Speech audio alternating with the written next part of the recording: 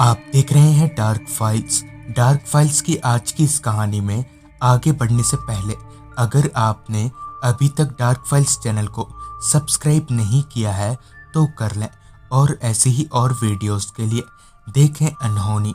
Channel की link आपको नीचे डिस्क्रिप्शन बॉक्स में मिल जाएगी।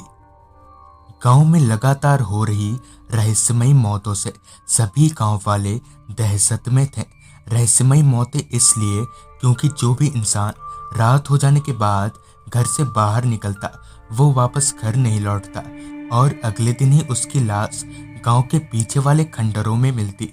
पिछले कुछ हफ्तों से ये सिलसिला लगातार ऐसे ही चलते आ रहा था, जिस वजह से हम गांव वालों का रात के वक्त घर से बाहर निकलना नामुमकिन सा हो गया था। डर के मारे अब आलम ये था कि हम अंधेरा होते न होते घर के खिड़की दरवाजे बंद कर लिया करते थे, और कोई भी इंसान घर से बाहर पैर नहीं रखता। इन सारी मौतों के बीच एक बात सामान्य थी कि मरने वालों का सिर्फ आधा शरीर ही खंडर में मिलता था, बाकी उनका आधा शरीर कहीं गायब होता था। और तो सभी मरने वालों की लाशें उसी खंडर में बेहद बुरी हालत में मिलती थी। यही सब देखकर हम गांव वाले बुरी तरह से सहम जाते, और इसी वजह से रात हो जाने के बाद हमारे गांव में लॉकडाउन लग जाया करता था। मगर ये कब तक चलता? आखिर हम सारे गांव वाले ऐसे घुट घुट कर कब तक जीते? ऊपर से इस मुसीबत का कोई हल भी नहीं निकल रहा था। ऐसी ही एक सुबह जब फिर से किसी लाश के खंडर में मिलने की खबर मिली तो हम सारे दोस्त भागकर उस खंडर में गए। तो इस लाश की भी हालत पिछले लाशों की तरह ही थी, आधा शरीर गायब हो रखा था।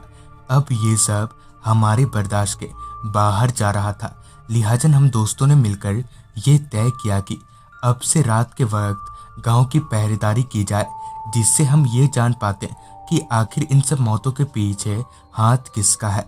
पहरेदारी की इस बात पर मेरे सारे दोस्त राजी हो गए, सिर्फ एक शुभम को छोड़कर। शायद वो डर रहा था, पर हम सभी के दिलासा देने पर शुभम मान गया, जिसके बाद हम लोग अपने अपने घर की तरफ चलते बने। हमने पहरेदारी में लगने वाले सारे सामानों का जुगाड़ किया, जैसे कि डंडा और टॉर्च वगैरह। हमने अपने अपने घर वालों को भी इस बारे में बताया, तो पहले तो उन्होंने हमें साफ इस पहरेदारी से मना कर दिया, पर जब हमने ये विश्वास दिलाया कि कुछ नहीं होगा तब वो मान गए। थोड़ा थोड़ा डर तो हमें भी लग ही रहा था, मगर हम 4 जने थे। खैर उसी रात खाना पीना करके मैं घर से निकल पड़ा और उस जगह की तरफ आगे बढ़ने लगा जहां हम दोस्तों ने इकट्ठा होने का तय किया था। रास्ते को देखकर ऐसा लग रहा था जैसे इस दुनिया में मुझे छोड़कर और कोई रहता ही ना हो। दूर दूर तक इंसान तो दूर, कोई जानवर तक नहीं दिखाई पड़ रहा था। ऊपर से टिप टिप बारिश हो रही थी, जिस वजह से आसपास का माहौल काफी ठंडा हो रखा था। खैर मैं तेज कदमों से चलकर उस जगह पर पहुंचा तो मेरे सारे दोस्त वहां पहले ही आ चुके थे। कुछ देर तक हम दोस्तों के बीच सलाह मशवरा चला, जिसमें ये तय हुआ कि मैं और शुभम एक साथ में रहकर पहरेदारी करेंगे, और सोनू और आलोक एक साथ में। ये तय होते ही हम लोग अलग अलग हो गए। शुभम मेरे साथ तो चल रहा था, मगर पता नहीं क्यों उसका ध्यान कहीं और ही था, जिस पर मैंने उससे पूछते हुए कहा, क्या बात है, सब कुछ ठीक तो है ना?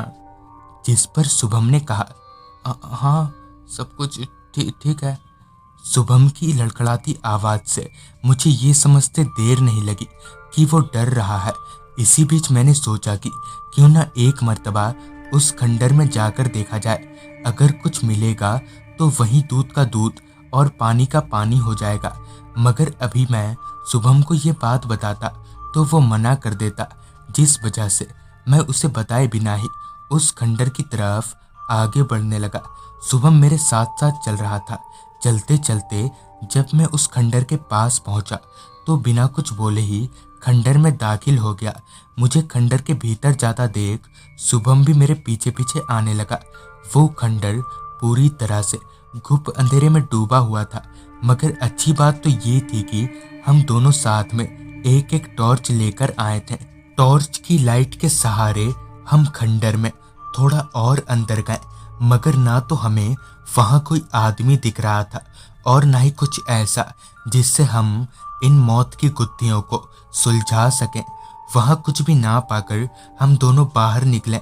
अभी हम लोग वहां से जा ही रहे थे कि शुभम बोला, यार तू यहीं रुक, मैं जरा हल्का होकर आता हूँ। ये बोलकर शुभम खंडर के पीछे की तरफ चला गया और मैं वहीं खड़ा उसका इंतजार करने लगा। अभी मैं उसका वेट कर ही रहा था कि शुभम खंडर के दाईं ओर से निकलकर मेरे पास आया और बोला, चल अब।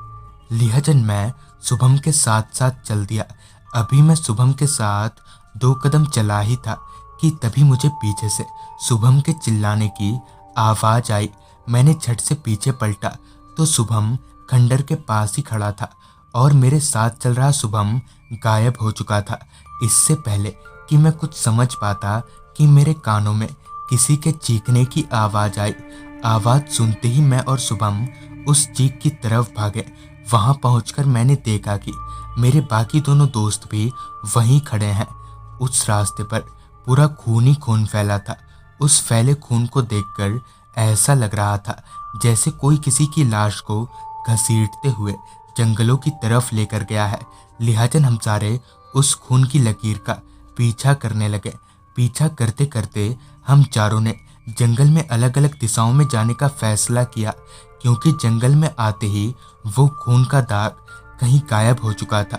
अपने दोस्त से अलग होकर मैं जंगल में आगे बढ़ने लगा। अभी मैं जंगल में कुछ आगे गया ही था कि तभी मुझे किसी के जमीन खोदने की आवाज सुनाई दी। मैं तुरंत ही उस आवाज का पीछा करने लगा। उस आवाज का पीछा करते हुए थोड़ा आगे जाते ही मुझे एक आदमी दिखा जो अपने हाथों से जमीन खोद रहा था। मैंने झट से टॉर्च ऑन किया और उस आदमी की तरफ घुमाई तो मैंने जो देखा वो वाकई में रोंगटे खड़े कर देने जैसा था। असल में उस आदमी का शरीर आधा कटा हुआ था। उसका सिर्फ कमर से ऊपर तक का ही हिस्सा दिखाई पड़ रहा था, बाकी उसके पैर गायब हो रखे थे। वो आदमी पागलों की भांति अपने हाथों से जमीन को खोदे जा रहा था कि तभी उस आधे कटे हुए आदमी ने मेरी तरफ पलटा। तो दोस्तों, आज की इस वीडियो में बस यहाँ तक कि वो आधा कटा हुआ आदमी कौन था और इसके पीछे का रहस्य क्या है, ये जानने के लिए देखें इस कहानी का अगला भाग आज रात 9 बजे सिर्फ और सिर्फ हमारे दूसरे चैनल अनहोनी पर। चैनल की लिंक आपको नीचे डिस्क्रिप्शन बॉक्स में मिल जाएगी।